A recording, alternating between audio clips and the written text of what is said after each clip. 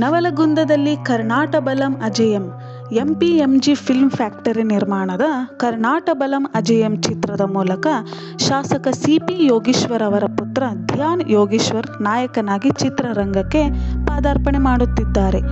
ಈ ಚಿತ್ರದಲ್ಲಿ ಸಿಪಿ ಯೋಗೀಶ್ವರ್ ಅವರು ರೈತನ ಪಾತ್ರ ನಿರ್ವಹಿಸುತ್ತಿದ್ದು, ನಿರ್ದೇಶಕ ನಾಗಣ್ಣ ಚಿತ್ರಕ್ಕೆ ಆಕ್ಷನ್ ಕಟ್ ಹೇಳುತ್ತಿದ್ದಾರೆ. ಈ ಚಿತ್ರದಲ್ಲಿ ಕತೆ ರಚಿಸಿರುವ ನಟ ನಿರ್ಮಾಪಕ ಸಿಪಿ ಯೋಗೀಶ್ವರ್ ಮಾತನಾಡುತ್ತಾ, ಉತ್ತರ ಕರ್ನಾಟಕದ ರೈತರ ಬದುಕು ಹೋರಾಟದ ಸುತ್ತ ನಡೆಯುವ ಕತೆ ಈ ಚಿತ್ರದಲ್ಲಿದೆ. ಸಂಕ್ರಾಂತಿ ವೇಳೆಗೆ ಕರ್ನಾಟಬಲಂ ಅಜೇಯಂ ಚಿತ್ರವನ್ನು ತೆರೆಗೆ ತರಬೇಕೆಂದುಕೊಂಡಿದ್ದೇವೆ. ನಾಗಣ್ಣ ಅವರು ಚಿತ್ರವನ್ನು ನಿರ್ದೇಶಿಸುತ್ತಿದ್ದಾರೆ.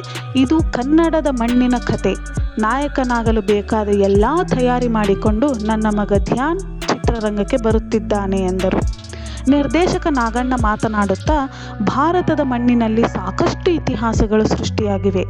ಇದನ್ನು ನಮ್ಮ ಮಕ್ಕಳಿಗೆ ತಿಳಿಸುವುದು ನಮ್ಮೆಲ್ಲರ ಕರ್ತವ್ಯ. ಸಿನಿಮಾ ಮೂಲಕ ಅದನ್ನು ತೋರಿಸಿದಾಗ ಬೇಗ ಜನರಿಗೆ ತಲುಪುತ್ತದೆ. ಕರ್ನಾಟಬಲಂ ಅಜೇಯಂ ಎರಡೂ ಕಾಲಘಟ್ಟದಲ್ಲಿ ನಡೆಯುವ ಕತೆ. 6ನೇ ಶತಮಾನದಲ್ಲಿ ಇಮ್ಮಡಿ ಪುಲಕೇಶಿಯ ಆಡಳಿತದಲ್ಲಿ ಬಾದಾಮಿ ಹೇಗಿತ್ತು, ಈಗ ಹೇಗಿದೆ ಎಂಬುದನ್ನು ಈ ಚಿತ್ರದಲ್ಲಿ ತೋರಿಸುತ್ತಿದ್ದೇವೆ. ಯೋಗೀಶ್ವರ್ ಅವರೇ ಕಥೆಯ ಜವಾಬ್ದಾರಿ ಹೊತ್ತಿದ್ದಾರೆ. MS ರಮೇಶ್, ವಿಶ್ವ ಹಾಗೂ ಗುರುರಾಜ್ ದೇಸಾಯಿ ಚಿತ್ರಕಥೆ ರಚಿಸಿದ್ದಾರೆ. ವಿ ಹರಿಕೃಷ್ಣ ಅವರ ಸಂಗೀತ ಸಂಯೋಜನೆ, ಶೇಖರ್ ಚಂದ್ರ ಅವರ ಛಾಯಾಗ್ರಹಣ ಈ ಚಿತ್ರಕ್ಕಿದೆ. ನುರಿತ ತಂತ್ರಜ್ಞರು ಹಾಗೂ ಅನುಭವಿ ಕಲಾವಿದರು ಈ ಚಿತ್ರದಲ್ಲಿರುತ್ತಾರೆ. ಮಗನನ್ನು ಚಿತ್ರರಂಗಕ್ಕೆ ನಾಯಕನಾಗಿ ಪರಿಚಯಿಸುವ ಜವಾಬ್ದಾರಿಯನ್ನು ನನಗೆ ಸಿಪಿ ಯೋಗೀಶ್ವರ್ ಅವರು ನೀಡಿದ್ದಾರೆ ಎಂದರು. Miss Universe India Manika Vishwakarma ಹಾಗೂ Miss Universe India runner up Rekha Pandey Karnatabalam Ajeyam ಚಿತ್ರದ ನಾಯಕಿಯರಾಗಿ ನಟಿಸುತ್ತಿದ್ದಾರೆ. ಬಡತನ ಇದೆ, ಅನಕ್ಷರತೆ ಇದೆ, ಜನ ಗುಳೆ ಹೋಗ್ತಾರೆ. ಚಾಲುಕ್ಯ ಸಾಮ್ರಾಜ್ಯದ ಕಾಲದಲ್ಲಿ ದೇಶದ ಬೇರೆ ಬೇರೆ ಭಾಗದಿಂದ ಬಾದಾಮಿ ಆ ಸುತ್ತಮುತ್ತಲಿಗೆ ಬಂದು ಜನ ವಾಸ ಮಾಡ್ತಿದ್ರು ಅಂತ ನಾವು ಇತಿಹಾಸದಲ್ಲಿ ತಿಳ್ಕೊತೀವಿ.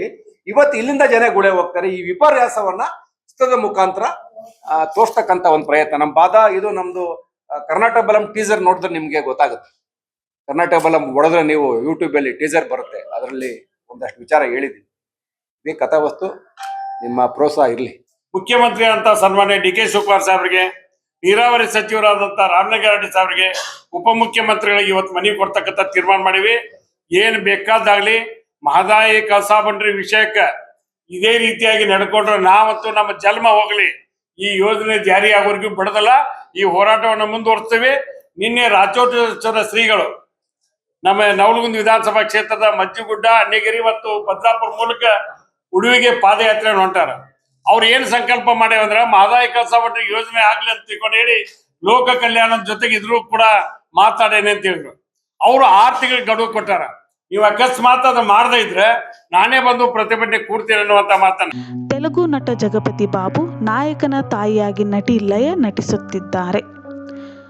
ಕ್ಯಾಮರಾಮನ್ ಶಿವು ಜೊತೆ ಶಶಿಕಾಂತ್, ಪಬ್ಲಿಕ್ 5 ನ್ಯೂಸ್, ನವಲಗುಂದ.